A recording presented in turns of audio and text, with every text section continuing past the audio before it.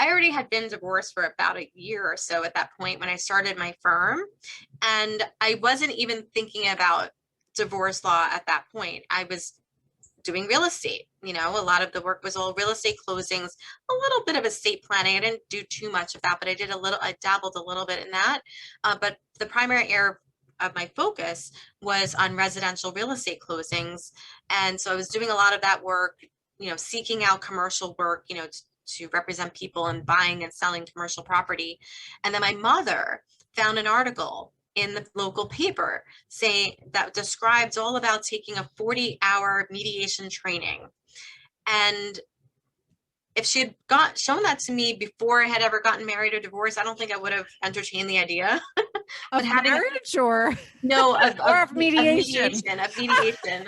I don't think I would have entertained the idea of it. And so again, I still wasn't connecting the dots of mediation with divorce, but you know, I had started my own law firm. I don't have a full practice clearly, right? So it's not filling up so much time. And so I had the time. I had 40 hours of a week to give and dedicate to the training.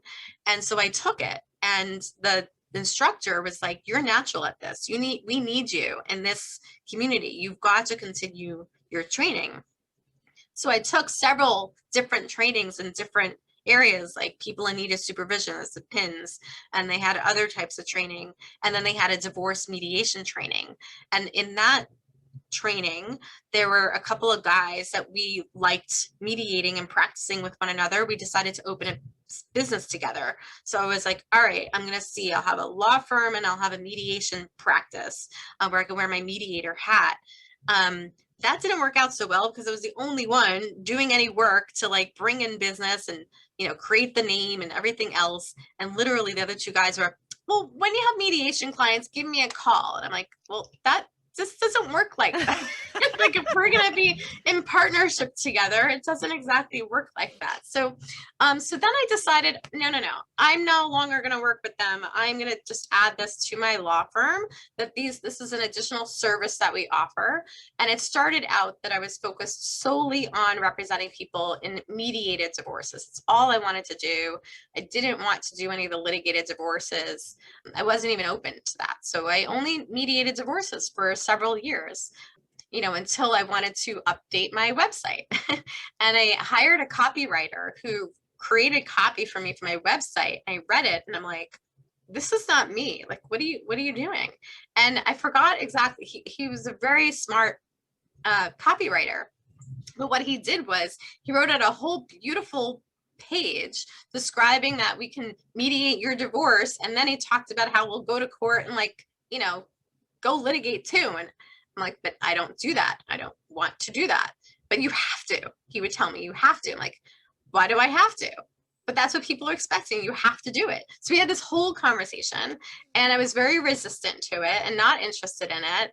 And again, as you said, like, it's interesting how life has set me up for all these different things. And so I never used his copy for my website. I created my own thing. And I wound up getting some phone calls from people who weren't interested in mediation, but who didn't know how to communicate well and who didn't know how to express themselves well. And they really, truly needed an advocate. And their spouse had already started a divorce proceeding and they had a lawyer. So they needed a lawyer. And I was like, oh, okay, but it doesn't sound so contentious. Maybe I can do this. So that's how it began. So I started representing people who needed a voice, who needed an advocate, who needed someone who knew the law and who can help them, you know, counsel, advise them so they can make decisions in the outcome of their divorce. And I was very lucky. Most of those cases, it was not necessarily it was friendly, but at least I was dealing with attorneys on the other side that were willing to negotiate and resolve.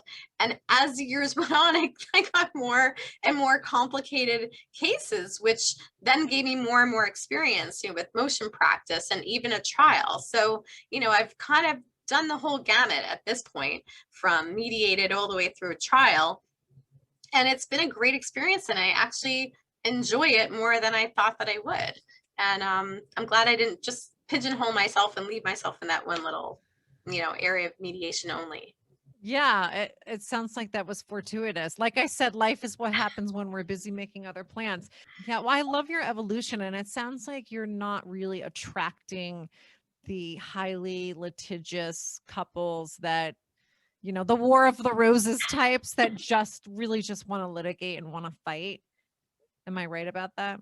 That is correct. And that's great, for people who want to do that and that's their avenue, that they need to do that. But I come from a place where I really believe my clients are smart, and when I say that, I really mean it. Like, they made a smart decision when they decided to get married. That was the best decision that they made, at the time. That was something that they both wanted.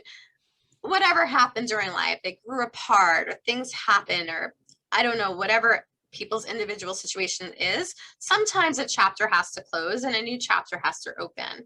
And I also believe that most people are good at heart. Like, we're all have this goodness inside of us. And maybe there's that negative, not so great stuff that gets stirred up when it's mixed with in the wrong environments, right? So there's people, probably you, Christina, as well. Like, you may feel that with some people, you get along great, you could have easy conversations with them, and then other people are kind of like, it doesn't feel so easy. And sometimes it happens in relationships. But I think that because people are kind and good from their core, I think if you can tap into that most people who decide that their marriage is over, they can do it in an amicable way, or in, as my book is called, a harmonious way.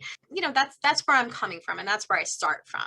That I think that there is kindness and goodness. These two people once loved each other. They loved each other so much they committed their lives together. Sometimes they created children together. So they have bonds there, and I think that can be a source of strength, and a source from which you can use that energy to help the couple get through this period of time. Very well said. I totally agree 100%. And that's a good lawyer right there.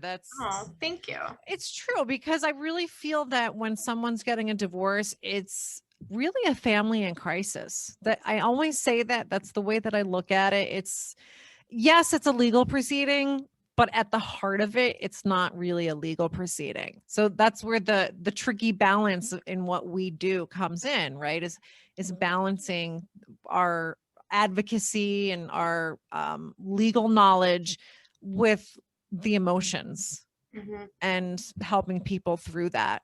I think it's always better to be mediation minded and settlement minded than, I don't know, war minded, like thinking we're going to go to court and we're going to be forceful and aggressive and we're going to file motions. Although there is a time and place for that, I don't personally think we should start there. I agree with you. Absolutely. Nobody wins when you start going to court. You're never happy. This judge who doesn't know you, that's what I tell my clients. Like, he doesn't know you. She doesn't know you. Maybe they woke up on the wrong side of the bed. Maybe they had a fight with their spouse, and now you're asking them to try to understand you and your situation and then tell you what you should do. Yeah, I agree. And even if they do, like, you're a grown adult, you're a grown up. Like, nobody, I don't know. Ever since I became a grown up, I don't like to be told what to do. So. I didn't like to be told what to do even before that. Just ask my mom.